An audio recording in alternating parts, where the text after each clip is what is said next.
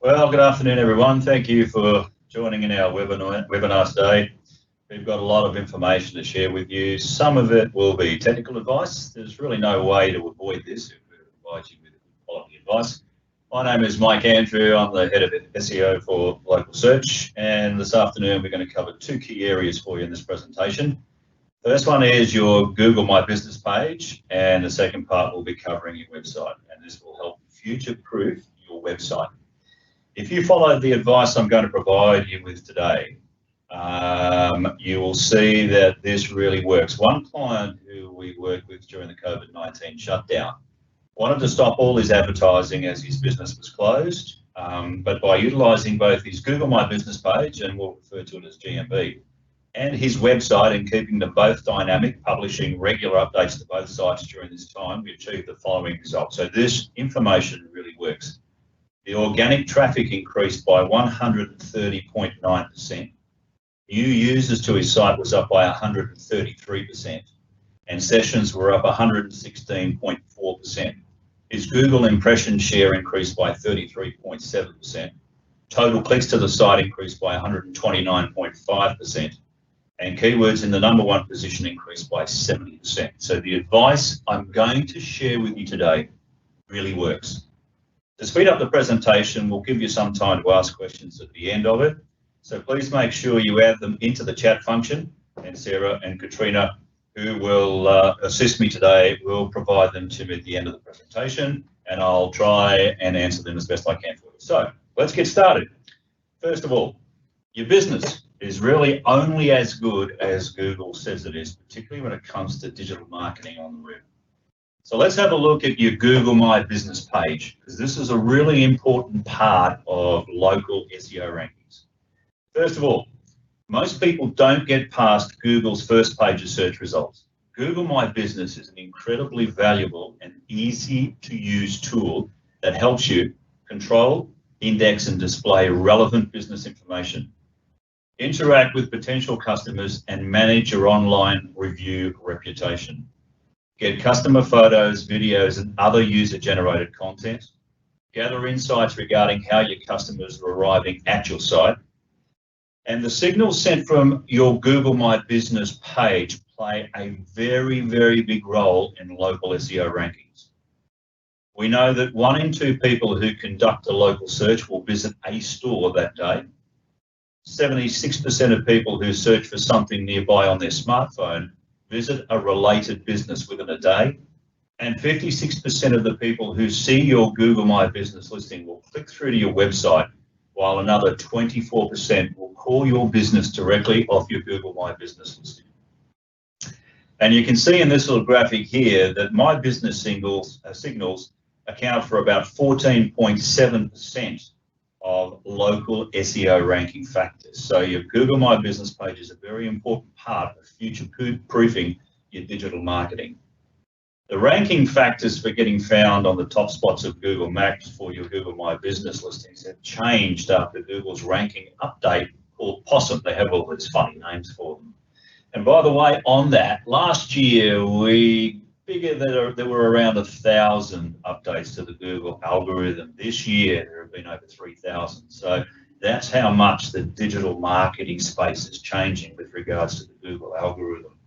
Now, the Possum update was back in September of 2016, but we still today are feeling the effects of that.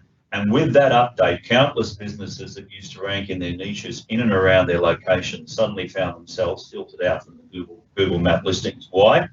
Because Google is now serving Google My Business listings inside Google Maps based on the user's actual location at the time of doing the search.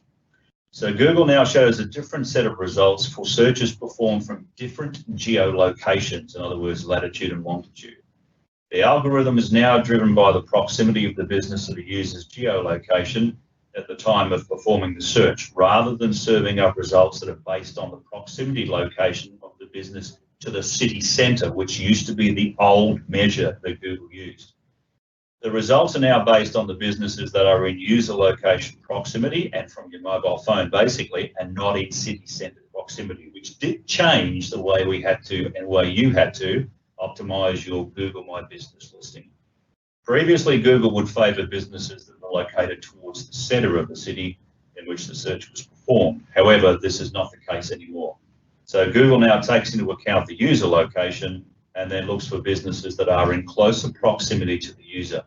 It does not matter if the user is looking for a restaurant, plumber, or a lawyer. The algorithm does not differentiate by niche or industry.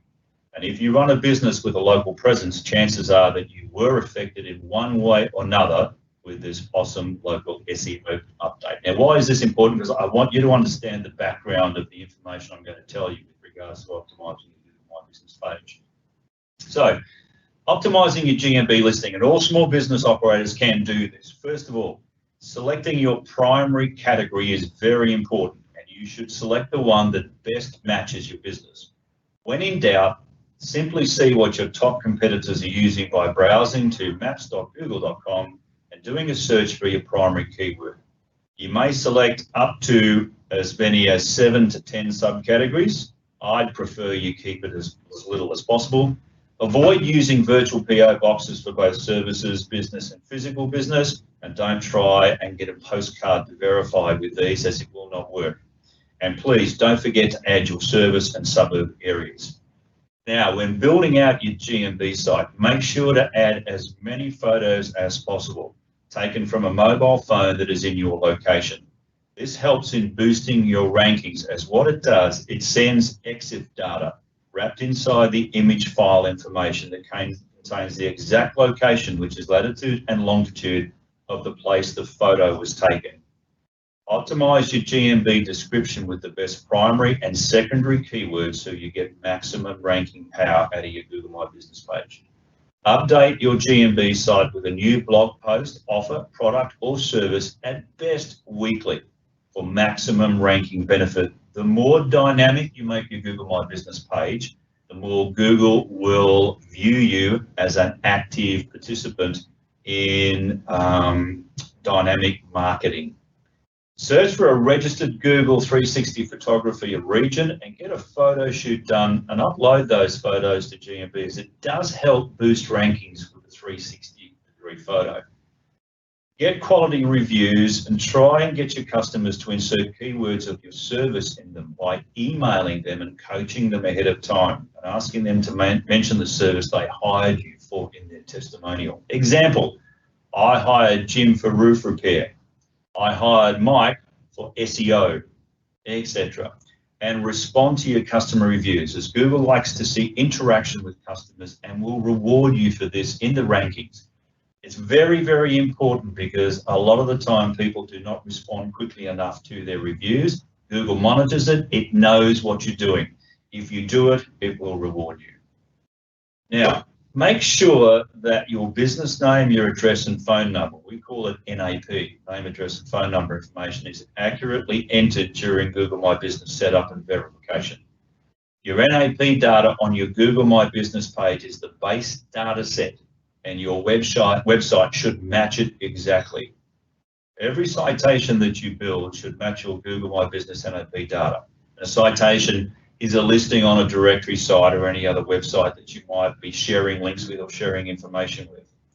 The data can vary slightly, for example, using ST as an abbreviation instead of street, because the new AI module that Google uses is able to match both entries as representing the same piece of information.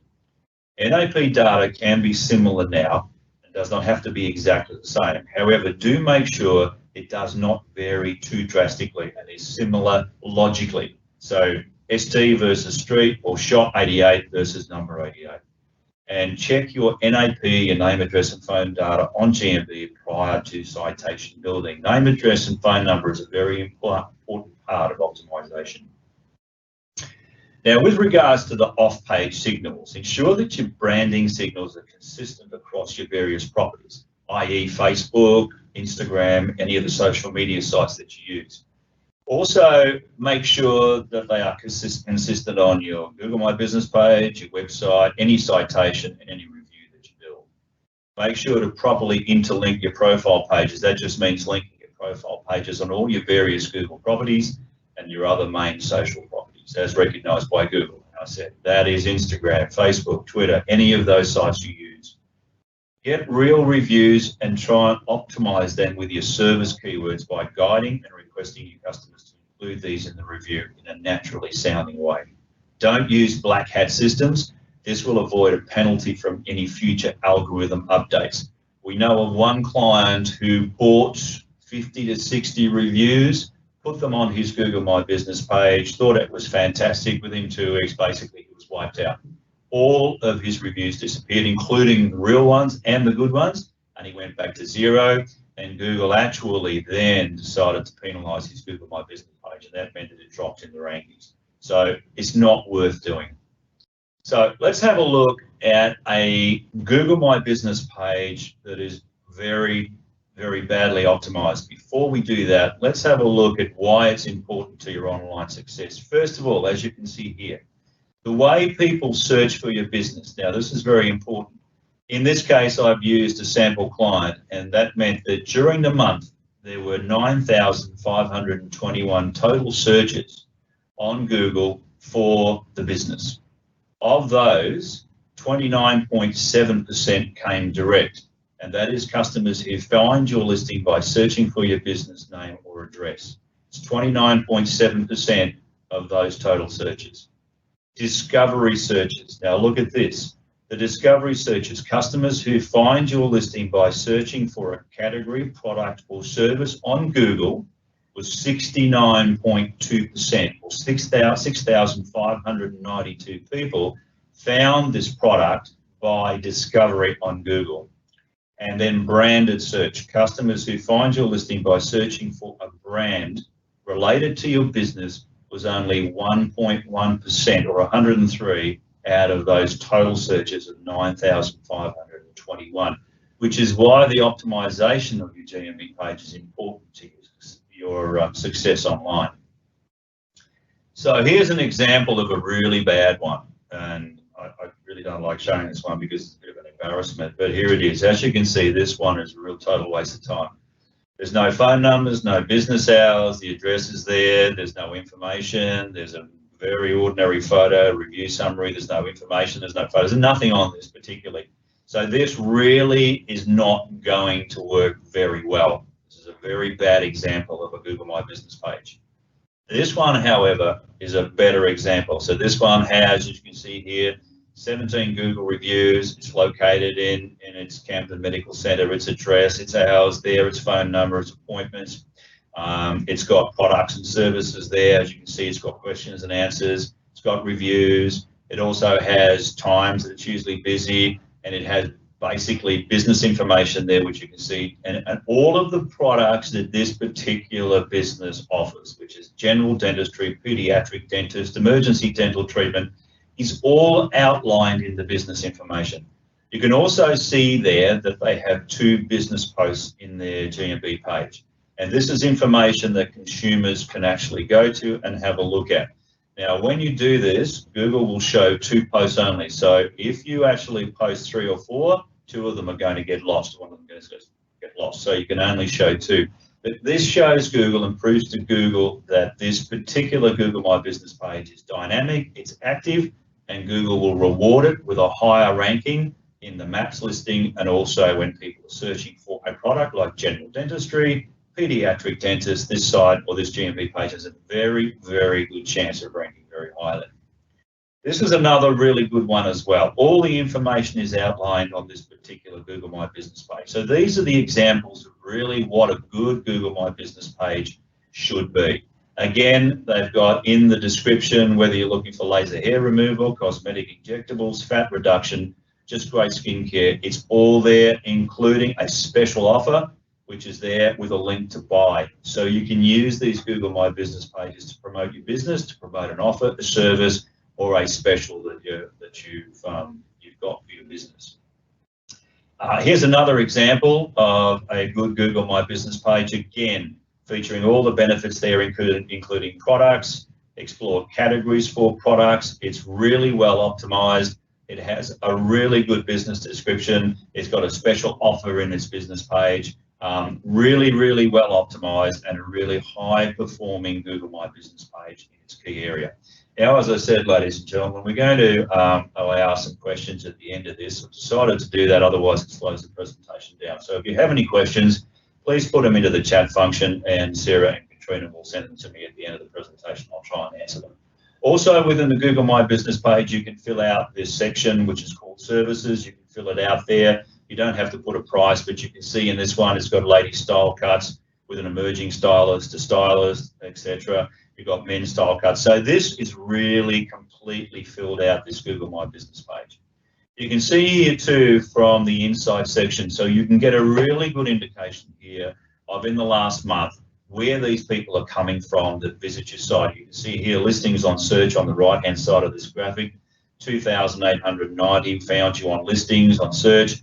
1,112, and these are rounded figures, found your listing on maps. See down the bottom, consumer actions, in this case 119 visited your website, 71 requested directions to your website, and 156 actually picked up the telephone and called the phone number that was listed in your Google My Business page. And in this section, in Insights as well, these you can see the most popular queries that people found your business.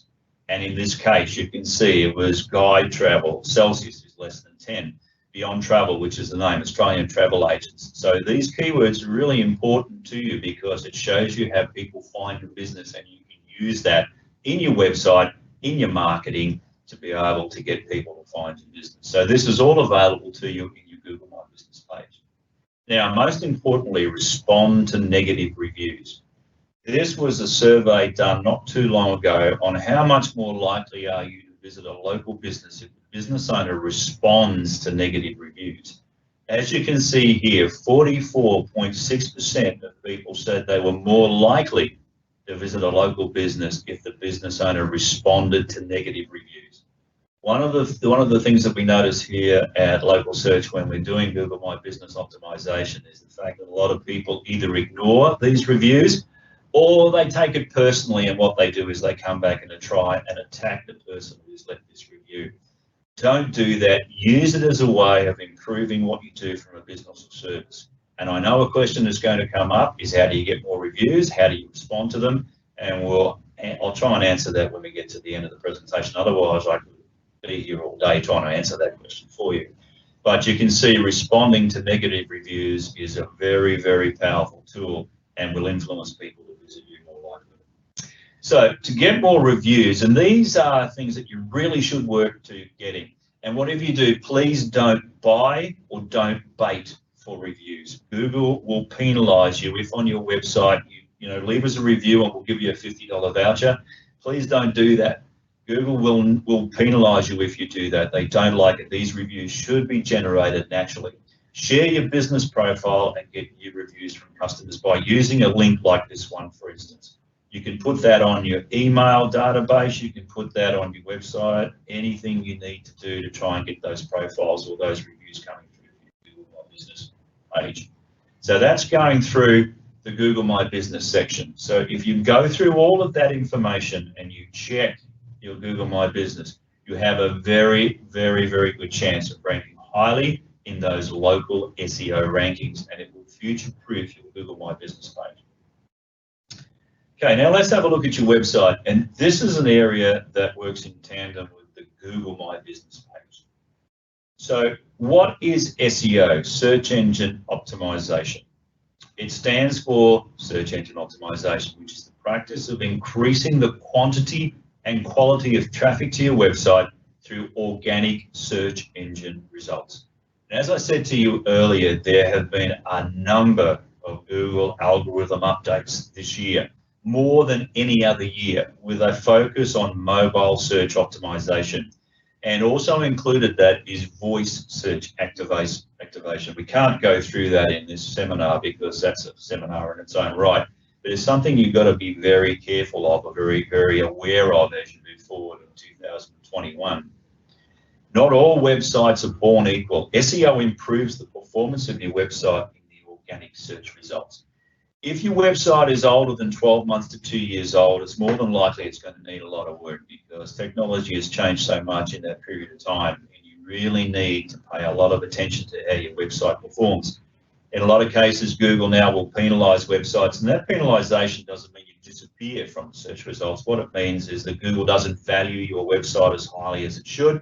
If you have a competitor who's doing search engine optimization, who's aware of what they have to do, it means that you can drop down in the rankings. So, as I said, if you're not on that first page, your business is only as good as Google says it is, and you've got to be very aware of what SEO is and how you can use it to your best advantage. Search engine optimization involves making certain changes to your website design, your content, that make your site more attractive to a search engine. We do this so that search engines will display your website as a top result on the search results page. Now, let's just clarify something. If we were to optimize a website totally for a search engine, in a lot of cases, it would make no sense for a consumer. So what we need to do is manage the two demands very carefully. So what works for a search engine will not necessarily work for a consumer. So we have to manage both expectations, and we do that very, very carefully. Search engines want to provide the best service for consumers. This means delivering results on the search engine pages that are not only high quality, but also relevant to what the searcher is looking for. This is a really important point, making your website the most relevant response to what the searcher is looking for. Google is a solution provider, and what it's looking for is the best possible solution for that search query or problem the consumer has. If your website is optimized to provide the best possible solution, in most cases, Google will serve you ahead of a competitor. That's why search engine optimization is more and more important and valuable to you today than it's ever been before. So let's have a look at how Google rates websites. First of all, the websites that Google ranks on the first page of search results for any given search term are the ones they consider to be the most relevant and useful to that search query.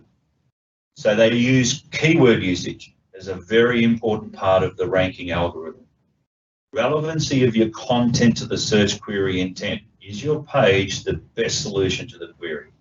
Site structure. That's the way that your site navigates. Can you get to where, well, basically put it this way, if a consumer cannot get to where they need to get within 2 or 3 clicks on your website, they will more than likely leave. The quicker they leave, Google also uses that as a ranking factor, and it's called a bounce rate. If I do nothing and no interaction on your website and they leave, Google uses that, and Google will actually use that against you. So it's something to be careful of with site structure, how it navigates, where your main pages are, how your top level navigation works, and how quickly can I get to the content, and more importantly, how quickly can I buy it or phone you or contact you. Very important, within 2 to 3 clicks. Site speed has become very, very important now in the last 12 months because of mobile. Mobile devices, Google now is using the mobile crawler, what they call mobile first indexing. In January, February next year, they're going to move to what they call mobile indexing, and that will mean they'll stop using the desktop crawler to crawl websites, and they will use the mobile one, which means that if you have a problem with your website rendering on mobile, if your speed is very slow, you are going to be penalized, so you need to factor that in. And if you don't know how to check it, ask one of your local search digital marketing experts. They will be able to advise you, or contact us and we'll help you with that. Also, the amount of time spent on the site. How long a person spends is also a ranking factor, because if I only look at one page and go off your site within 5 seconds, it's not exactly showing relevance to Google. So if people spend more time on your site, and increasing that time spent on site essentially is down to the way your content is written and structured on the page. The number of inbound links that you have coming in other words, that's the confidence factor from other websites that link to your content, link to you. Google uses that as one of the algorithm factors, and the quality of inbound links. So getting a whole bunch of links from very low quality sites, buying links is a no-no. but checking the quality of those inbound links. Are they geo-relative? If you get 50 links from the US, for instance, Google's going to look at and say, well, you're based in Surfers Paradise or you're based in Sydney. What relevance does a site or 50 sites coming out of the USA have to you as a geolocation? Probably not a lot. So therefore, they will view that also as a ranking factor. And mobile usability. How friendly, how usable is your site on a mobile device? So today we'll cover one key SEO strategy for you. I don't have time to cover all 4 areas what we look at. Mainly we work on 3 key areas, and one of those is on-page optimization, which is the one we're going to cover today, technical SEO audits, and content strategy, which is basically the way that we look at where your content, what your content should be. But in this particular time, I'm only going to concentrate on the on-page optimization side of it, because that's one of the key areas that you can control yourself. So if you optimize your website properly, and you make sure that your GMB data matches data on your website, you have a good chance of the 2 working in tandem together, which strengthens your local SEO rankings. Ensure that you have consistent and relevant on-page signals. There are a ton of signals that you need to optimize for maximum effect. And some of those, I'll explain these a little more in detail as we get into the examples, but your title tag, the description tag, your heading tags, the image names, the alt attributes, which is basically sits behind an image and tells Google what that image is about. Outbound links and internal links are all what we call on-page signals. For single location businesses, make sure your home page is perfectly set up and your footer, that's at the bottom of your website, or your sidebar widgets and your contact page, all have a consistent address. So often we see that what is in the footer of a website is not what is in their contact page. That confuses Google and it will penalize you. Google likes everything in a structured manner. So anything that is different where you get conflicting information does cause a problem and they will penalise you for it. I mean, there are more things to get penalised for than there are for being rewarded. We just have to make sure we minimise that. Now, for multi-location businesses, ensure your site structure is consistent for each verified location and you have a separate page published for each location, which does make it easier then for you to get a ranking. And remember one thing, Google does not rank websites, it ranks pages. So if you've got a 10-page website, you have 10 pages that can individually rank for different keywords. You've got a 200-page website, same thing applies. You have 200 chances of getting different keywords and ranking for different keywords. So it's very important that you consider that and make sure you view that when you're looking at your website. Now, you should write content on each page that has relevant geo signals as per your location. So Mike is an SEO specialist and I work in Robina. So I've got there my name, I've got what I do, and I've got my location. And I can even be more specific if I need to. And structure its directly location and URL accordingly. And one thing that does help you with this is a map. A Google map listing on each page actually does identify to Google everything I've just said. So it shows your location, it says where you're based and where your business is based. So putting a Google map or embedding it into each page is a good idea. When you insert driving directions and maps properly on the relevant local pages on your website, you will pass what they call GeoJuice to Google, so you rank better for that location because you're actually identifying to Google that you have a business there, but you're based there, and that you're telling Google, I want to rank there locally. Ensure your images are optimized perfectly with EXIF data signals, exchangeable image file information. That comes from within the camera details. If you take it with a digital camera, pretty much they're already there. So keep that information. If you get a professional photographer to take photos of your business, tell them to include that information when the image is uploaded to your website. And create relevant content on your site and use geo-targeted content to build location relevance. Ensure that your content spells out all the core and related services you offer in your page content and add, where possible, geographic location data. Now, why I'm really laboring this point, is one of the things we find when we do an audit on a website is a lot of this information is missing. Information is kept to a minimum, and this information is really, really valuable to you to future-proof how your website performs. Now, please avoid duplicates, spam, or poorly written content on your site. Every page with content on your website should be unique. Do not duplicate it and change the name or anything like that, because Google will notice it and it will provide a penalty to you.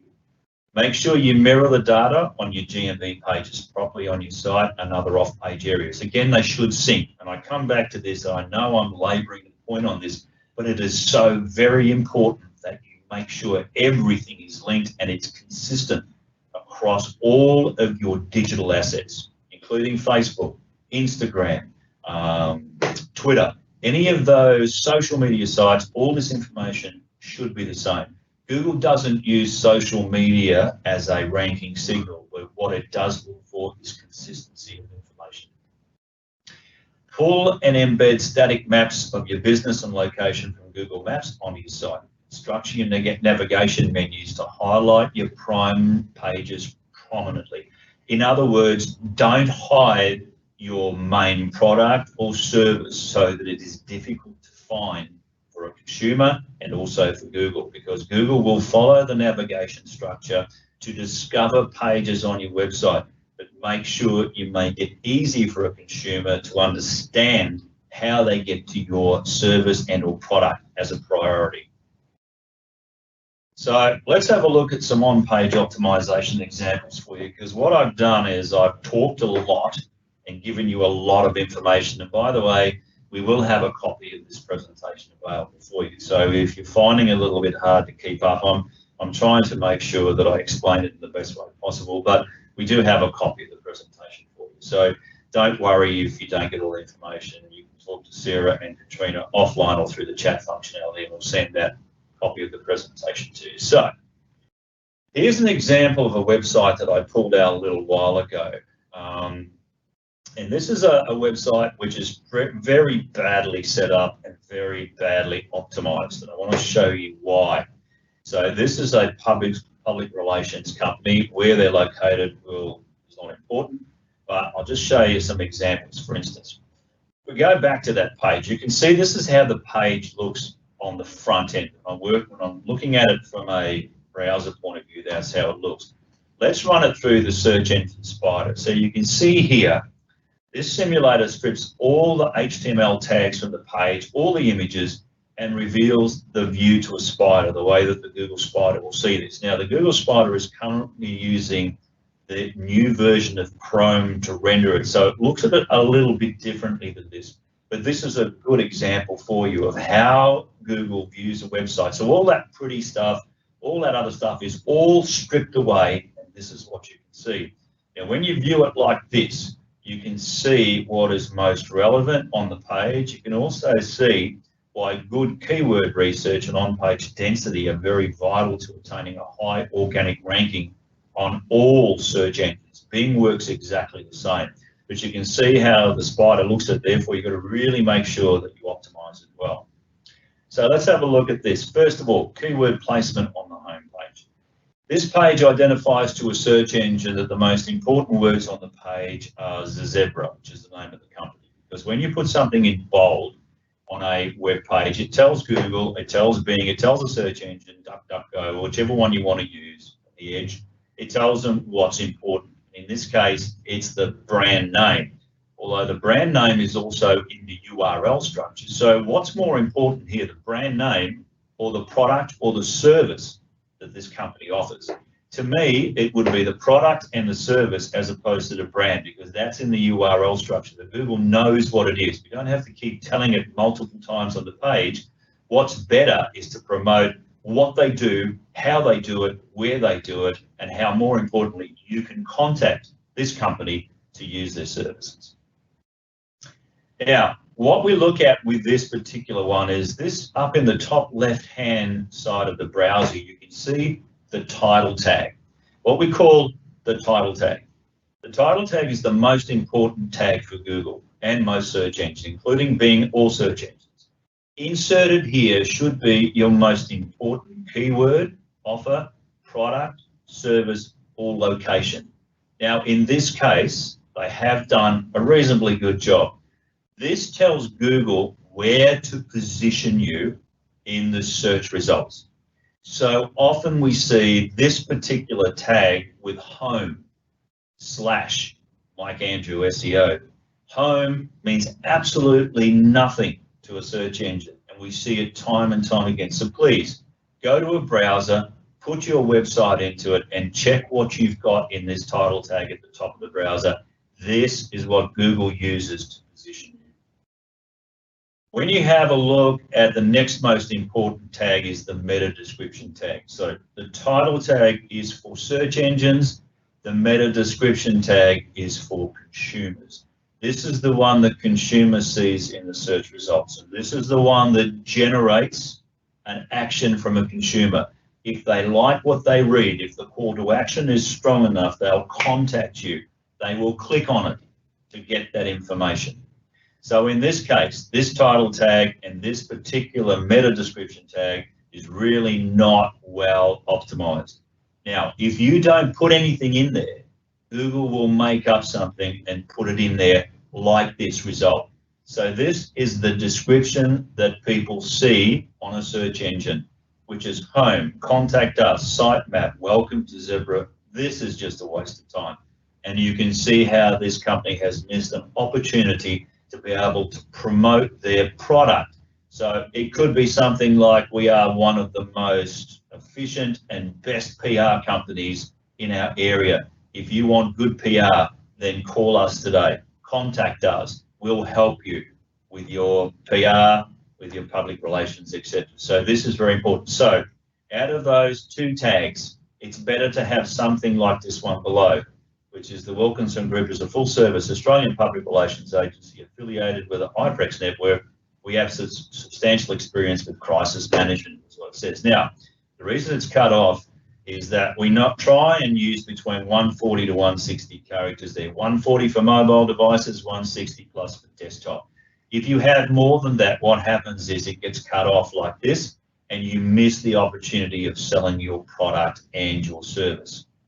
So in this case, the meta description is not being used or used incorrectly. This can have a negative impact on your ability to harvest search engine traffic. So going back and recouping on this, the title tag is for Google. Most important, the meta description tag is for consumer.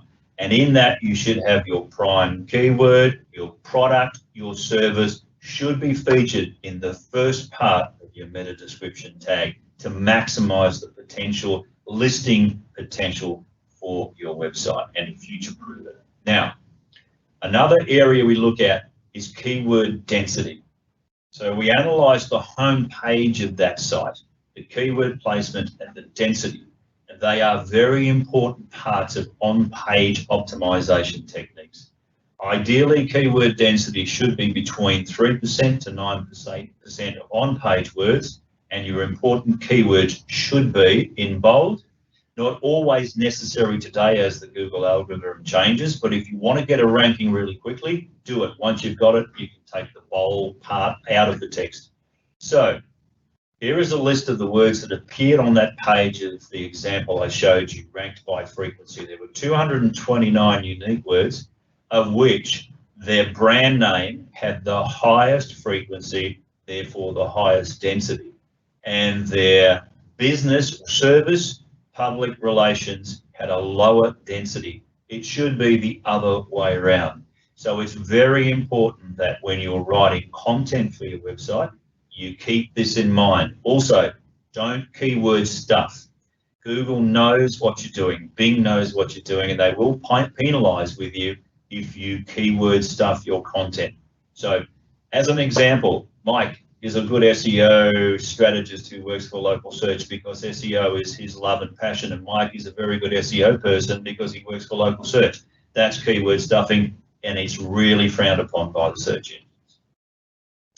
Now, I've shown you a bad website. Let's have a look at a correctly structured and a high-ranking web page. So let's have a look at this one. So this is a site that I've pulled up, and I wanted to show you. Now, this is what we call a heading tag structure.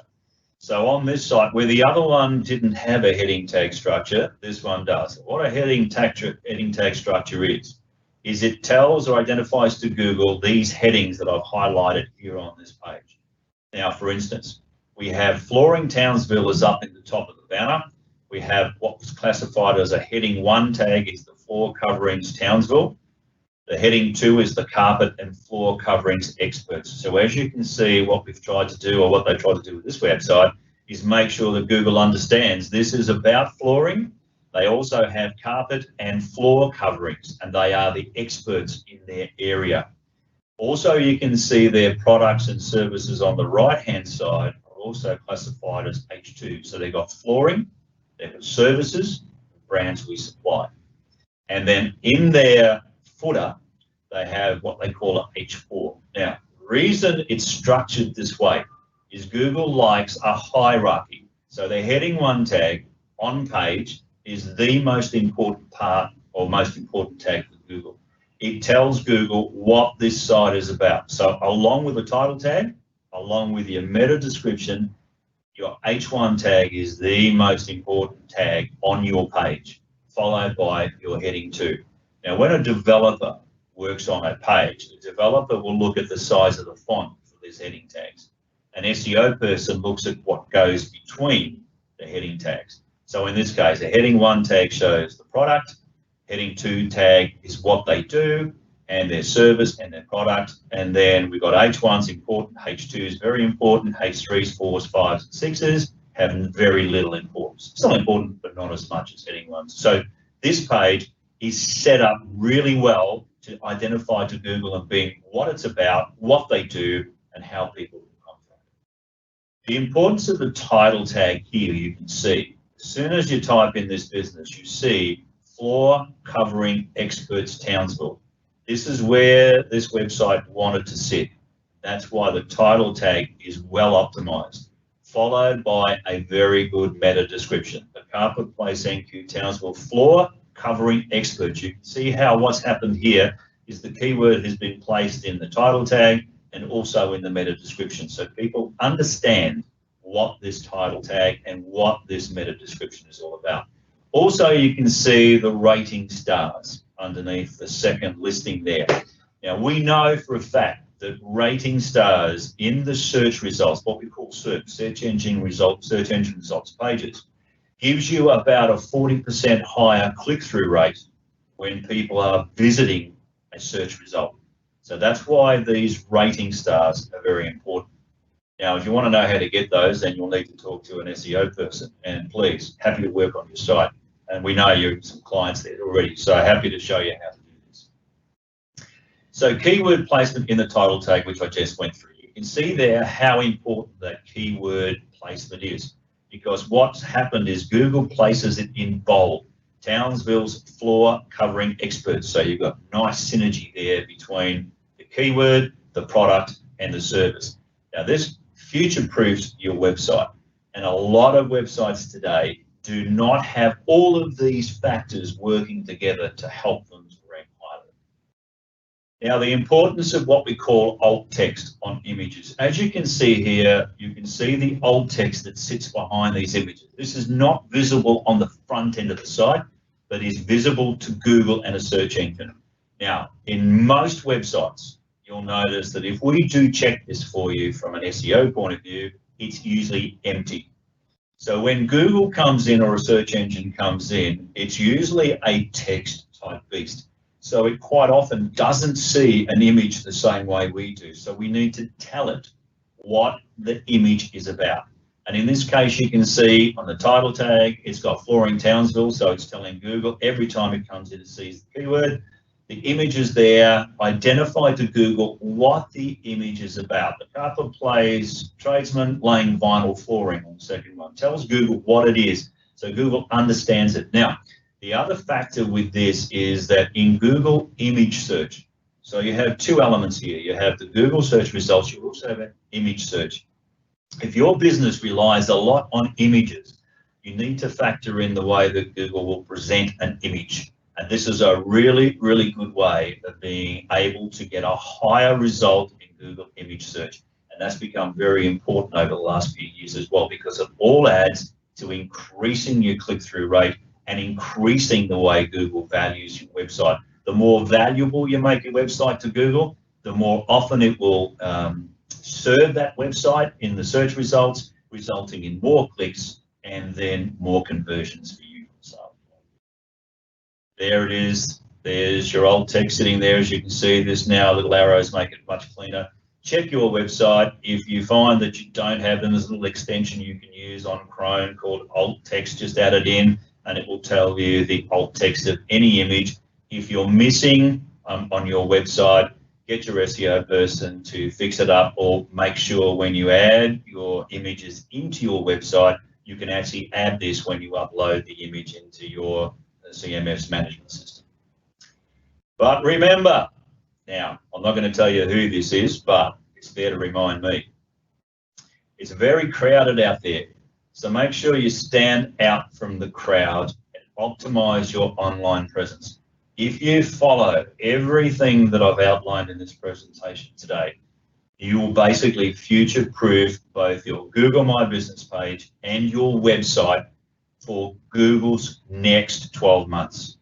Yes, things are changing all the time and we need to keep up with it. But there are basics that you can do, and if you follow the advice in this presentation, you will have at least probably a better chance of getting a higher ranking and outranking, more importantly, competitors. Okay, so what I'm going to do now is turn it over for questions, because I'm sure we have. Okay, first question. Thank you, Sarah. What do you mean by poorly written content? Poorly written content is the content that is written very quickly. I probably should have shown you an example of what that is. But poorly written content, to me, it doesn't really outline what the business is. It doesn't give the consumer enough information. It doesn't contain what we call expertise, authority, and trust elements, which is really important today, because Google needs to know what you do, how you do it, how long you've been doing it, and where you do it, and all those other elements. So basically, poorly written content is less. Sometimes I see websites with 1 or 2 paragraphs, you know, like, come and see us, we're based in Southport, we're based in Sydney, we'll look after you when you come and see us, is sometimes content you see on our website. So really poorly written content. Grammar, spelling mistakes, which we've seen, which Google picks up, not enough content. Now, for instance, on that, today, more content is better than less. So if you've got a page, I would today, depending on what business you have, but really across the board, each of your pages should have between 600 plus words on it that are targeted, have your business, your product, and how, more importantly, how people contact you. That should be the basics or the minimum that you would look at. What if your target area isn't local? I have an online boutique and target Australia-wide. Actually, it's easier to rank for an Australia-wide campaign than it is locally, to be honest with you. Pretty much, if you service all of Australia, if you do online deliveries, that's fine. You just tell Google that, and Google will understand that you're an Australia-wide company. You also need, though, to look at those keywords that you're targeting. Make sure that you do, if you're doing keyword research, you can use tools like Keyword Planner to check it. Make sure it's a commercially viable keyword. There's no use picking a keyword that has 10 searches and then wanting to sell $1,000 worth of product. You're not getting enough people to visit your website. So make sure it's a commercially viable keyword. Does it result in a sale? Is it a strong enough keyword to rank for? Then you look at the competition. So ranking Australia-wide is actually easier than what it is ranking for a local, because you basically have to be local to get within cooey of ranking in that area. Does bad SEO impact SEO? Absolutely it does, yes. Bad SEO done badly is probably worse than not doing any SEO at all. It will impact your website. Google will know and see the bad SEO part of it, and it will penalise you, and you'll see that by the fact that you drop off rankings, and you will drop off considerably. And it takes a long time to get you back onto that front page. If Google loses confidence in your website because of your poorly structured content, that the fact that your on-page structure is bad, and it comes back to those heading tags all over the place, your navigation structure is bad, it does take time. Sorry, I'm looking down at the questions. It does take time to get you back into the rankings again. So please don't do bad SEO, do good SEO. So we got any more questions coming through? Okay, ladies and gentlemen, I know that sometimes these webinars are really long-winded. There's a lot of information contained in it. Hopefully today you've got a lot of valuable information. As I started, by following the information I've given you today, one of our clients did exactly what I've showed you and increased his organic traffic by 130%. It's really, really very simple to do, and yet the results can be amazing. So I hope that you've enjoyed this presentation. If you'd like a copy of it, contact Sarah, contact Katrina, who are helping me. Speak to your digital marketing representative from Localsearch if you want to have a chat to me at the same time too. I'm very happy to talk to you, very happy to help you in any way we can. Hope you've enjoyed the seminar. Thank you so much for viewing today. Have a good night, have a good afternoon, I should say, and stay safe.